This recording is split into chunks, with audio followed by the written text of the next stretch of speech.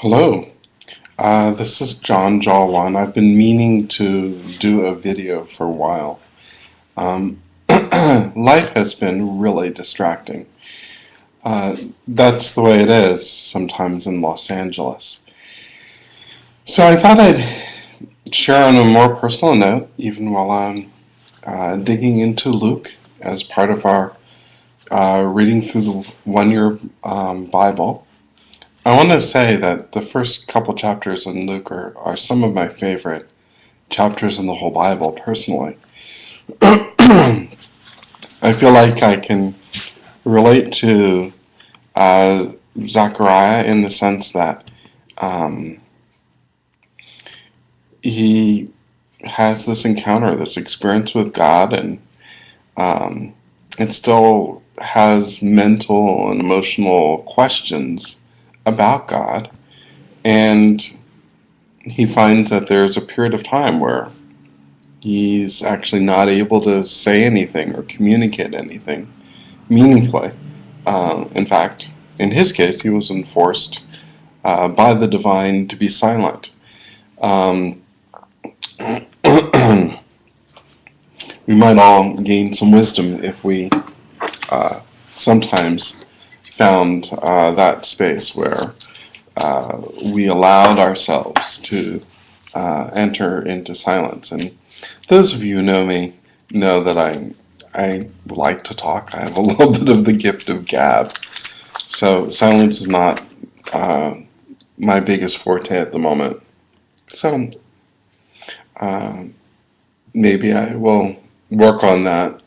Uh, yeah, Kierkegaard says that it's only when we learn the difference between uh, inward silence and communicating that we escape the temptation of chatter. Well, on a personal note, I've had a cold, a little bit of a cold, and my wife is recovering from a cough. But LA has just been way too stimulating for me. Yesterday, well, 2 days ago, I went out and had some really great Korean food with a couple of friends, and um, on the way home, uh, really had the tragic responsibility of seeing a brother, because he was very drunk, fall in the onto the train tracks of our little local, what they call the MTA Purple Line, and with the help of four others, eventually drag him out of the area where the train runs, so that he wouldn't get run over, and then stayed until the paramedics came and all that, and yeah, just another day in LA. Um, and just really wishing, if you have this many people living together, um, we just don't need alcohol here, at least not hard liquor. It would be really nice. This is really just a rant at this point. It'd be really nice if we cut out the hard liquor, and not make it available to folks who are are homeless and such, and are so confused that they can't figure out their lives. It's it's just not helpful. Anyway, um, sometimes wishing here in LA that prohibition had worked. Boy, that will give me some interesting comments. But anyway, beyond that, um,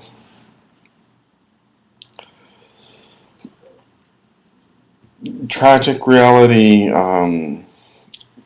Once again, I mean,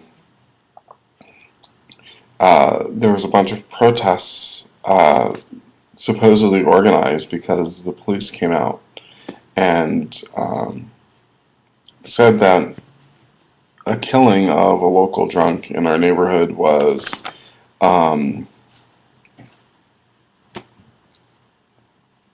permissible by the state.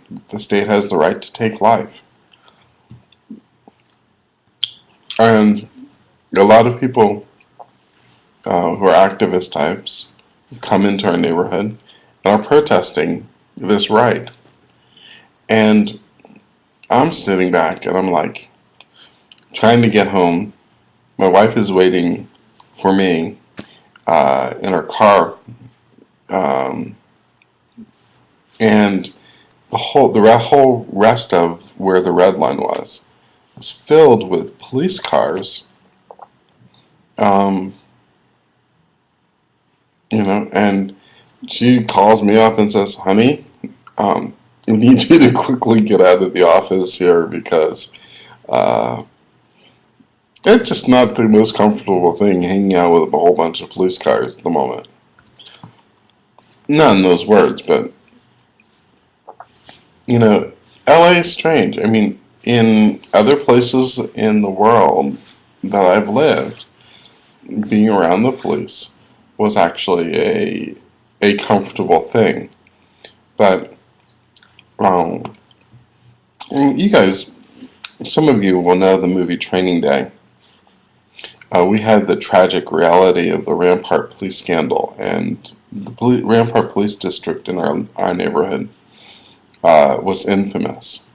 Um, it the movie Training Day was based on that, and so there's a real genuine because of the history of both policing in Latin America, and I have a lot of Latino neighbors, and the corresponding policing here in this neighborhood.